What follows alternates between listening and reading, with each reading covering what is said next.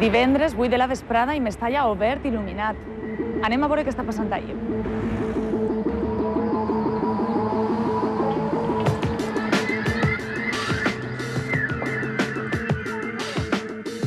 No podien ser altres, Joaquín i Etienne.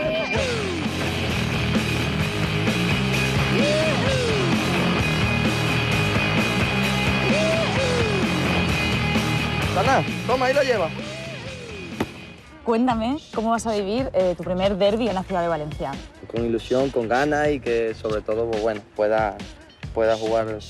Cuéntame alguna anécdota de algún derbi Sevilla-Betis, que imagino que ahí tendrás 20.000. Fue llegando al campo el Sevilla y claro, el recibimiento pues no fue muy cariñoso. Yo era de mis primeros derbis y iba sentado y mirando de todo lo que estaba allí, pues se había formado, ¿no? Y cuando me doy por mirar para atrás, no veo a nadie.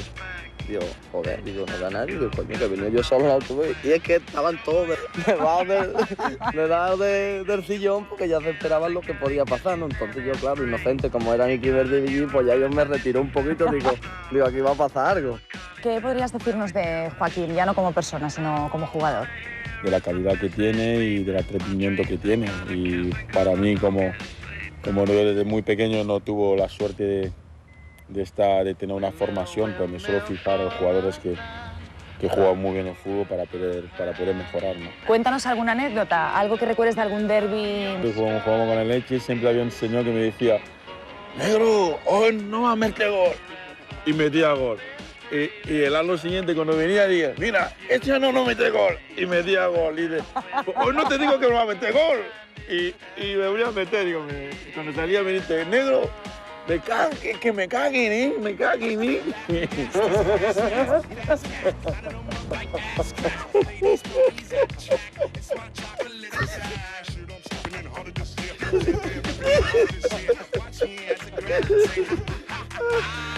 Bueno, ya vale ya de risitas y a dormir, ¿no?